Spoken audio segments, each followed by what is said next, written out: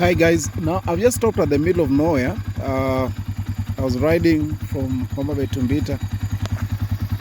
Then I thought, why not stop and give a quick review, especially about the lights today.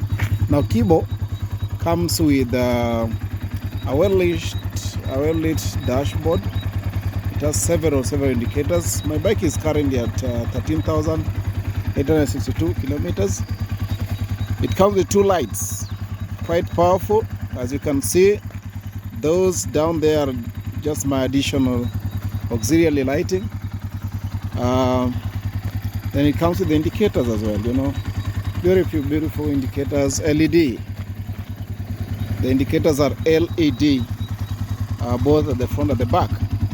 It also has nice, I call brake lights or whatever at the back, and also those that illuminate the number plate. Now Kibo has got those two headlights are very powerful, very powerful. On full light, you can see that is dim, and then when you do full, it goes all the way out, and then it has got the mode of kind of dim light for normal riding, or the parking lights, whatever they call them.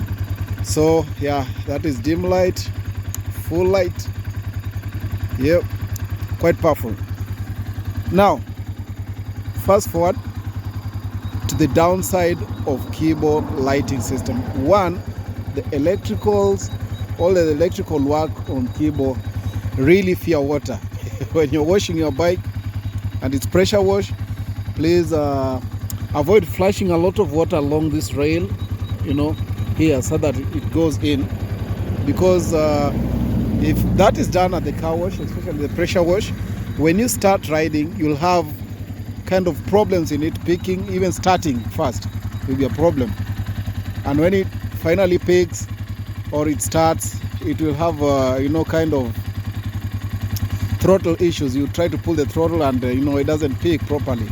So avoid that, guys. Kibo has got problems when it comes to the electricals on that. Lighting at 13,000 kilometers, exactly 13,000 kilometers, maybe 2 or so kilometers above that, my light that should be illuminating or should be lighting the number plates, you can see it, that just went off. It just ceased. It stopped working. This one, leave alone this is the parking light or the brake one, but this one, it is also LED in there. It just stopped working. I mean, that's something that, for the cost of Kibo, it should not be happening at 13,000 kilometers only. Then maybe around 13,500, this upper light, the bulb,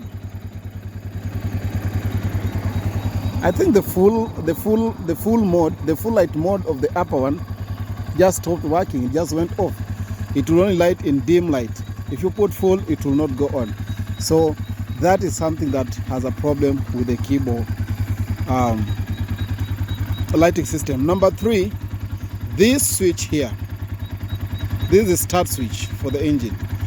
If you are rained on heavily or they splash water directly for quite some time and water gets into it, it will develop an issue. Like for instance, yesterday I was rained on for almost like 30 kilometers, and then I think water got in there, and you will hear it start starting on the engine even without you pressing that. All you needed to do is to put on the key, switch, put it at the on position, and it will just start without you pressing that. Now sometimes you've switched off the bike and you switch it on, you're not even ready, maybe you even parked on gear 1, and it just starts going on. It just starts starting the engine. And the scary part is it starts it continuously even after the bike has started, and you can hear this starter rotating. Now that scared me. That scared the hell out of me. That shouldn't have happened. But anyway, once it dries off, you ride for a few kilometers, that stops, and yeah, you're good to go.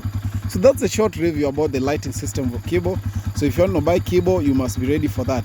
Now, because of that fear of losing my lights at some point, you know, maybe on the road, that's why I decided to put up this auxiliary system that is independent of the electrical system. It draws the power directly from the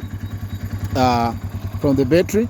So it is after that kind of fear, you know, that someday I may just get stalled somewhere without lights because of the poor lighting system. So I put on this. I just bought some angel ring around it, and yeah, I decided, why not? Let me just have an auxiliary thing. If I get stuck somewhere, I can find my way home. Thank you so much, guys, for watching. That is the brief video I wanted to put up. This is an edited version, so if there are glitches and you know, mistakes here and there, please don't take it personally. Otherwise, the battery is okay.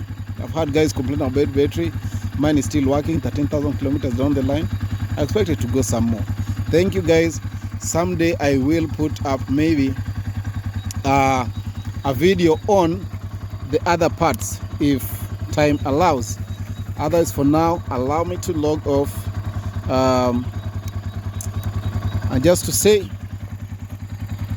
thank you so much.